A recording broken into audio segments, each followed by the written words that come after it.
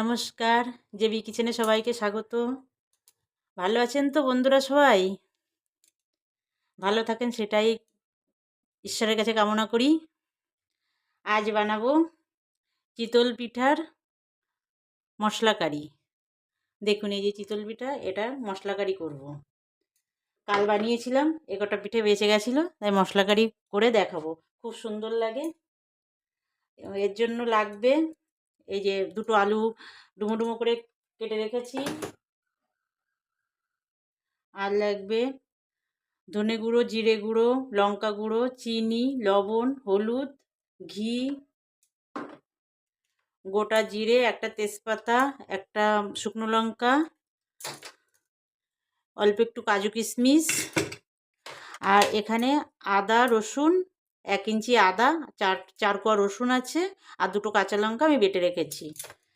আর একটা মিডিয়াম সাইজের পেঁয়াজ কুচিয়ে রেখেছি। আর লাগবে সর্ষের তেল। এই যে সর্ষের তেল লাগবে। আর সর্ষের তেলে রান্নাটা করব। এই পিঠেটা আমি 5 মিনিট ভিজিয়ে রাখবো। পিঠেটা ভেজানোর পরে তারপর পিস করতে হবে। পিঠে ভিজতে ভিজতে আমি আলুটা ভেজে নেব। 1 চামচ তেল দিয়ে আমি আলুটা ভেজে নেব।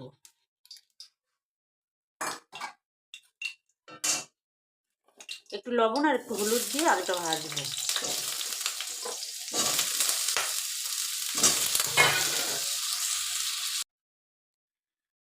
পিঠেগুলো জল থেকে তুলে নিয়েছি, এবার পিস করে নেব। দেখুন কিভাবে পিস করি। এই যে এইভাবে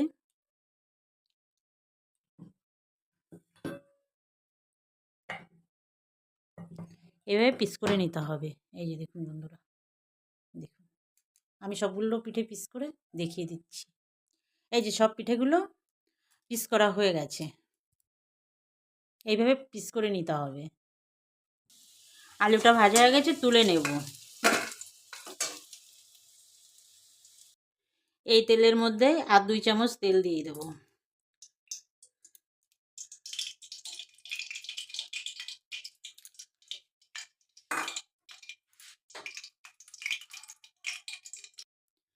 তেল গরম করে একটা তেজপাতা, একটা শুকনো লঙ্কা ফোড়ন দেব, আর দেব একটু গোটা জিরে।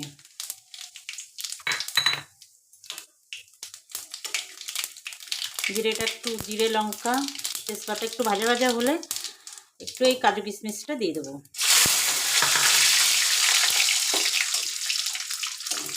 কাজু কিশমিশ একটু হলেই পেঁয়াজটা দিয়ে দেবো।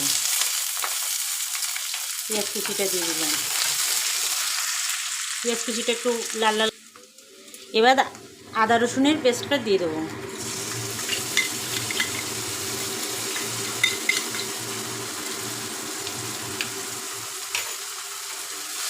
আমার ভিডিওটা শেষ পর্যন্ত দেখার জন্য বন্ধুরা আপনাদের কাছে অনুরোধ রইল, শেষ পর্যন্ত দেখবেন। নতুন বন্ধুরা আমার চ্যানেলটা সাবস্ক্রাইব করে পাশে থাকবেন।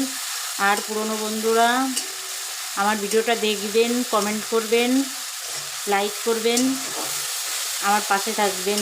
বন্ধুরা অনুরোধ রইল শেষ পর্যন্ত দেখার জন্য। আর আমি যেভাবে করছি একবার এভাবে বাড়িতে রান্না করে খেয়ে দেখবেন, খুব ভালো লাগবে, খুব সুন্দর লাগবে। এটা খুব সুন্দর লাগে। এটা আপনারা রুটি পরোটার সঙ্গে খেতে পারেন, এমনকি শুধুও খেতে পারেন, কারণ এর মধ্যে তো পিঠে থাকবে। এক বাটি খেলেই পেট ভরে যাবে, টিফিন হয়ে যাবে। এই মশলাটা ভালো করে কষিয়ে নেব। পেঁয়াজ রসুন আদা খুব ভালো করে কষানো হয়ে গেছে। এবার ধনে জিরের গুঁড়োগুলো দিয়ে দেবো। ধনের গুঁড়ো দিলাম 1/2 চামচ, জিরে গুঁড়ো দিলাম 1/2 চামচ, আর এই মশলা ধোয়া বাটিতে একটু জল দিলাম। মশলা বাটিটা দিয়ে একটু জল দিলাম। এবার হলুদ দিয়ে দেবো। হলুদ দিলাম 1/2 চামচেরও কম। কষাবো।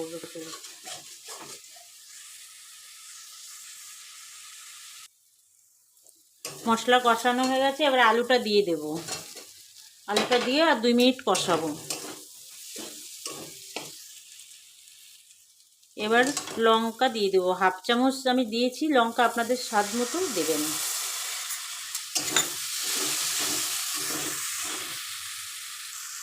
এবার পিঠেগুলো দিয়ে দেবো, পিঠেগুলো দিয়ে 2-3 মিনিট কষাবো।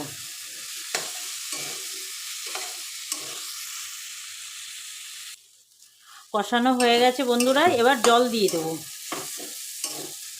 গরম জল দেব। খুব জল দেওয়া যাবে না, খুব একটা ঝোল রাখা যাবে না, একদম মাখা মাখা হবে। কিন্তু পিঠে আলু সিদ্ধ হতে যতটা লাগে ততটা জল দিতে হবে, এই এতটা জল দিলাম।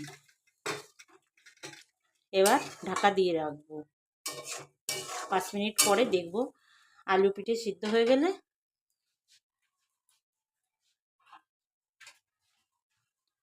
ঢাকা দিয়ে রাখবো।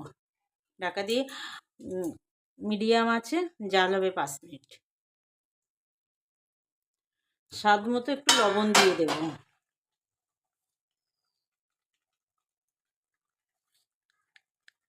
লবণটা একটু বুঝে দিতে হবে, পিঠেতেও কিন্তু লবণ আছে, সেই হিসেবে একটু বুঝে লবণটা দিতে হবে।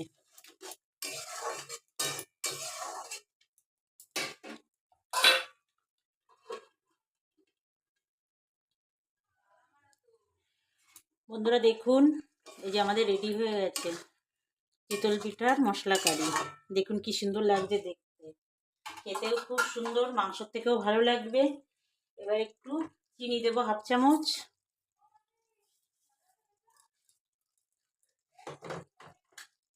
আর 1 চামচ ঘি দেব।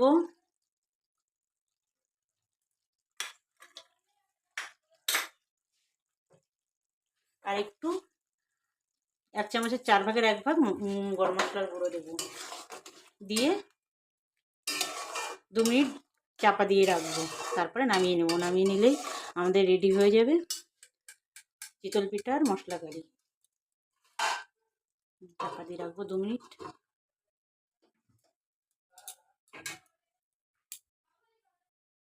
এই যে বন্ধুরা, আমাদের চিতল পিঠার মশলা কারি একদম রেডি। শেষ পর্যন্ত আমার ভিডিওটা দেখার জন্য আপনাদের সবাইকে ধন্যবাদ। নতুন বন্ধুদের কাছে অনুরোধ, আমার চ্যানেলটা সাবস্ক্রাইব করে আমার পাশে থাকবেন। আর পুরনো বন্ধুরা আমার রান্নাটা দেখে কমেন্ট করবেন, লাইক করবেন, শেয়ার করবেন। আজ তাহলে এই পর্যন্ত থাক, আবার দেখা হবে অন্য কোনো নতুন ভিডিওয়। টাটা বন্ধুরা।